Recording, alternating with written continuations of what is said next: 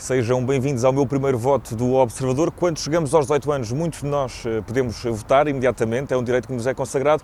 Ora, nem sempre é assim, não é assim para todos.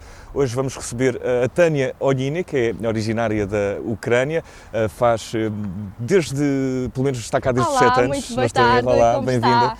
Está cá desde os 7 anos. Exatamente. Tânia, antes de irmos à questão do voto em si, podes contar-nos um bocadinho da tua história, como é que foi a chegada, há quanto tempo cá estás, o que é que estudaste, o que é que fazes? Então, basicamente, eu já estou aqui desde os meus 7 anos. Cheguei assim um bocado de paraquedas, lembro-me perfeitamente até que nem vim de avião, vim de autocarro. Ou seja, foi aquela viagem de 4 dias sem saber sequer para onde é que eu ia, foi muito engraçado. É assim, os primeiros anos digo que foram difíceis no aspecto de adaptar-se. Adaptar-se à língua, adaptar-se às pessoas, adaptar-se ao ambiente, às leis. Foi tudo assim um bocado complicado porque era uma criança sem saber sequer o que é que estava a acontecer à minha volta. Depois, eventualmente, acabei o meu secundário, fui estudar Administração Pública e atualmente sou promotora da Unicef.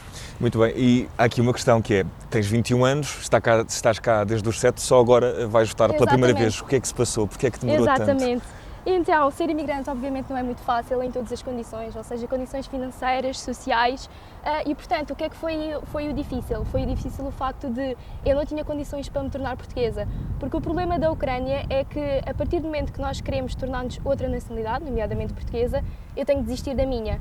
E para desistir do próprio país, e ainda por cima a Ucrânia, é toda uma justificação complicada, portanto foi um processo muito longo, muito difícil, porque no início foram as condições financeiras que não eram fáceis para conseguir, depois quando as consegui já era documentação, depois foi a pandemia, depois foi tudo um caos, então só consegui ter nacionalidade há 2 meses. Há 2 Portanto, meses. apenas com 21 anos, tendo em conta que já estou aqui há 13 anos, é que consegui ter nacionalidade portuguesa. E para isso o voto tem especial importância para ti, foi mais difícil de conquistar, ganhaste bem. E tendo em conta se tens noção de como é que é a realidade de outras pessoas em situação de imigrante que chegam e são imigrantes, conheces mais casos de pessoas que também não passam pelas mesmas dificuldades e não têm a possibilidade de exercer este direito? Conheço, sim senhora, até porque tenho muitos amigos meus que são imigrantes e às vezes nós falamos disto e falamos, por exemplo, da política. Porque, por exemplo, eu tenho bastante interesse na política, no entanto, eu não cresci num ambiente político. Ou seja, obviamente que a minha família, por exemplo, não sabe o Código Civil, nem sabe sequer provavelmente os direitos que tem. Portanto, isto foi sempre um obstáculo na minha família porque havia condições ou havia situações que eles tinham que fazer e não sabiam que leis ou que regras é que eles poderiam ter ou usufruir. Portanto, isto é algo que é partilhado entre mim e a minha família, entre mim e os meus amigos também, porque existem muitas pessoas que, mesmo já adquirindo a nacionalidade portuguesa, ainda não votam porque não têm conhecimentos para isso, não cresceram num ambiente em que isso fosse falado. Exatamente. E como é que achas que isso podia ser resolvido? Tu gostarias também, tu já percebi que vais exercer o teu direito de voto, mas algum nível de envolvimento, quer político, quer cívico, para resolver a situação? Vislumbras-te num lugar assim, ou numa missão assim? É assim, sinceramente, eu acho que a política não é abordada, por exemplo, nas escolas.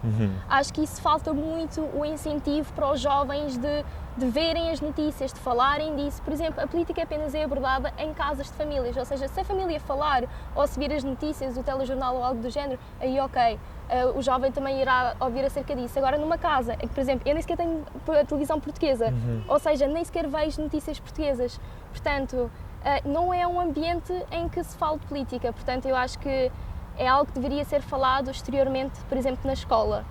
E mesmo jovens portugueses, eu vejo muitos que também não têm informações suficientes porque lá está, não se fala em casa. Não se fala em casa e também às vezes nas escolas falta essa introdução, pelo menos, àquilo que é a importância do voto. Olhando também para aquele direito que já conquistaste, que vais exercer no próximo dia 30, agora que já estás capacitada para isso, como é que te estás a preparar? Conseguiste de alguma forma ver os debates? Conseguiste dar uma espreitadela aos programas, alguma coisa? Exatamente, consegui porque eu sempre tive bastante interesse na política, ou seja, mesmo sendo imigrante eu achei, ok, estou neste país, mas é assim, acho que tenho o direito de saber mais e saber o que é que se passa por aqui. Portanto, eu sempre tive bastante interesse em conhecer mais acerca da política e, portanto, agora que posso votar estou super feliz, porque finalmente, apenas com 21 anos, é que posso fazer alguma mínima diferença. E isso às vezes faz-me pensar, por exemplo, nas situações que eu vi o ano passado, em que existem muitas pessoas que não querem votar simplesmente porque dá preguiça de ir lá, ou não sabem no que é que querem votar, ou não vale a pena, as outras pessoas votam. E isso é mesmo muito triste, por exemplo, para mim, que não tinha o direito e queria fazê-lo. E não vais deixar de o exercer. E Tânia, olhando também para aquilo que tem sido os últimos meses, não sei se tens visto a campanha, sentes que algum dos partidos, ou das várias opções partidárias, menciona este facto de ser mais difícil para os imigrantes? Há um apoio ou é tudo muito centralizado na questão interna e nunca nas pessoas que cá são recebidas?